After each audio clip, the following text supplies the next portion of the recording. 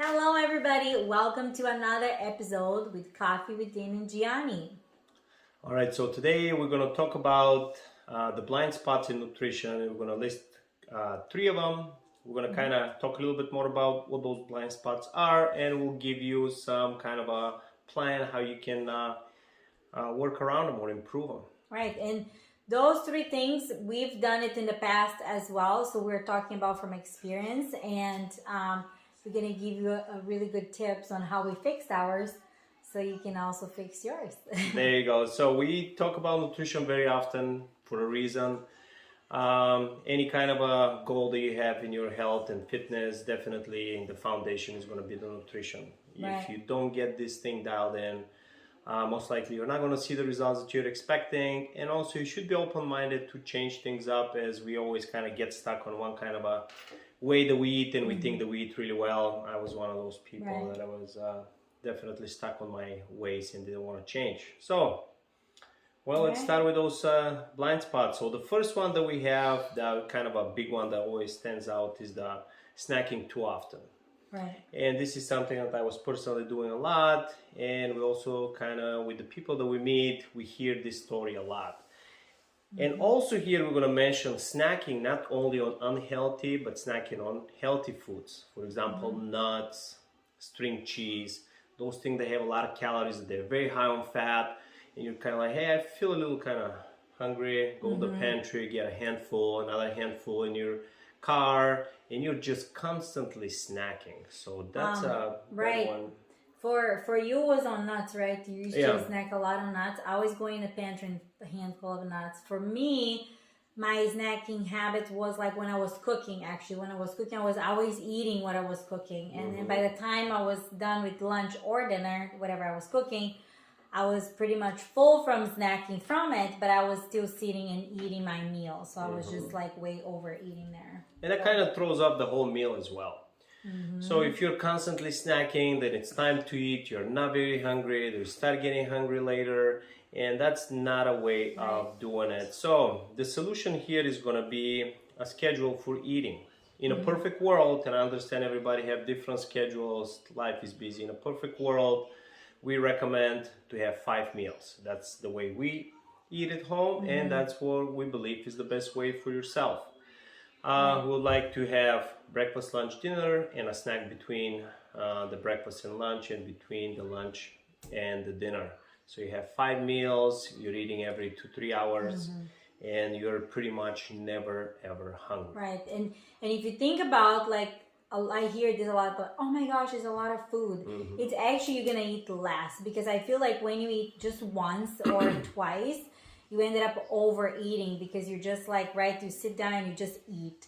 But if you break down in smaller meals, you're actually gonna feel full. You know, every 3 hours you're kind of like not starving yourself, so you're gonna actually ended up eating less. So the meals are gonna be smaller portions, so you're gonna ended up eating pretty much better. So. And also we want to give our gut a little bit of break. 3 hours between meals, just try to stick with water, just plain water. Don't put anything in your water. Just drink it the way it is. And 3 hours later, you got your meal. And again, you're never hungry. That's But we also here refer to meals that contain good amount of macronutrients. Nothing coming from a bag. We had previous videos that might be not a good idea for you guys to watch. Right. So that was the first one. Yeah, snacking too often. So no more snacking. Schedule your meals accordingly to your schedule. Right. In a perfect world, 5, but hey, if you can only eat 4 or 3, depending on your schedule, you're going to have to make some adjustments for sure. All right. So the next one is fueling around workout. So here we're going to talk to those of you that work out, and our clients as well. So definitely in training, again, we recorded a video about cardio and strength training and all that stuff. We would like to see people gaining muscle. Gaining more muscle is going to provide easier way for you to burn calories, right? So we're going to be stronger. The way to be able to increase your muscle mass or sustain it is going to be fueling around workouts, pre and post workouts. And the way me and Gianni would do it, we get a good amount of carbohydrates before good amount of protein, but we keep the fat relatively low. After training, we even increase the carbs even more, same amount of protein, and still we keep the fat a little bit on the lower end. And like biggest thing when Dano said here that I see at the gym is like people come like on totally empty stomach, or they don't eat all day long, and they come and they you know the type of workouts that we do. It's like high intensity, and you speed 100 miles an hour, but you have no feeling in your body. So that's one of the major things that we like never gonna get tired to talk about. It's like, please eat accordingly before you come to workout, right? Absolutely. It helps you with build muscles and everything, but it also, it's like you need fuel to push hard like that.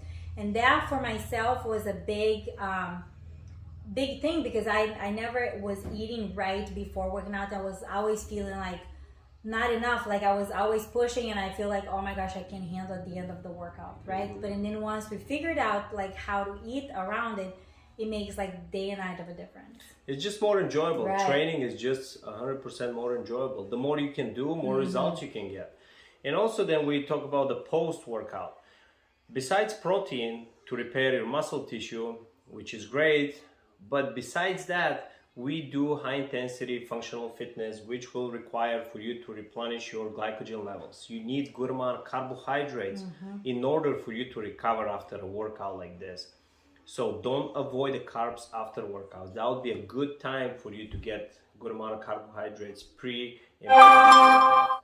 And definitely we could help, dial in a little bit more specific if, you're at this kind of level that you would like to kind of push a little bit farther. That would be a good option. Yeah. So yeah, that's the second one. Make sure you get good amount of carbohydrates. For example, could be an apple, could be a banana, could be oatmeal. What do you eat before workout? I do oatmeal, milk, and a scoop of protein powder. That's my before working out, and then after I have like a really big breakfast, with but I would like to mention, like, for those of you that work out really early in the morning, right? And it's like, okay, I'm not going to eat, like, before I come to the car, because I wake up and go to the gym. So what do you do then? So even if you're not eating before working out, but that after feeling is going to be the key for you then, right? Even if you can get just maybe a little bit of carb, a banana or a half an apple on your way to the gym, or if you're the kind of person that it's okay working out with an empty stomach, that's fine. But and then that post-workout meal is going to be very, very essential for rebuilding and building muscles. Yeah, and yes, for the people that train in the morning, absolutely. Also, what is going to be important for those kind of people is going to be the dinner. So make sure you have a good balanced dinner with good amount of nutrients, so next day you have enough fuel in your body to get through that workout. Right. All right, so there you go. That's the second one, fueling around workout. Yeah, we definitely see a lot of people not taking care of this part of their nutrition.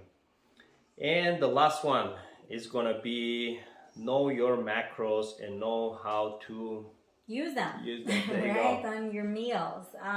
Know what a protein is, know what your carbs is, know what your fat is, right? And I think this is going to be very important when you're preparing your daily meals. Like, a balanced meal is going to be the optimal for your performance. So it's very important to know what those are. And for your health as well. Correct. So things that we hear a lot, say, hey, what do you eat for protein? Oh, I eat peanut butter. I eat bacon. I mean, those are things that, yes, they contain some protein, but they contain mostly fat. Okay, so start reading some labels, maybe do a little bit of a Google search, just kind of go over the basics. And here we're going to kind of mention the basic, the protein, carbs, and fat, and what they kind of do to your body, just so you have kind of a basic, pretty general idea. Like, we're always telling you guys, like, eat more protein, eat protein, eat protein. It's because protein, it's like your body, in order to build anything in your body, like your muscles, your skin, your hair, your nails, everything, you need protein in order to do that. Also, like broken tissue, like when you break your tissue, when you're working out and you're breaking muscles, you need protein in order to rebuild that, right? It helps also like with your digestive system, with your central nervous system. So everything requires protein in order to work. And again, here we don't want to go into any extreme levels Right. of protein. We're not talking about constantly eating protein. But why we're saying this, it's one of the things that we see that people are under eating their protein by far, especially young kids that they're part of our community. When we always say, hey, what'd you have for breakfast? And that's never includes any protein. Or, oh, I had 1 egg or 2 eggs, or even 3 eggs is not enough protein actually. 3 eggs will give you about 18 grams of protein. Personally, I like to have about 50 grams of protein per meal. So that's a lot of protein to get it only from eggs. So start reading the labels, try to get some kind of a reasonable amounts of protein in order for you to, maintain a healthy, strong lifestyle. Right. Next one, the carbohydrates.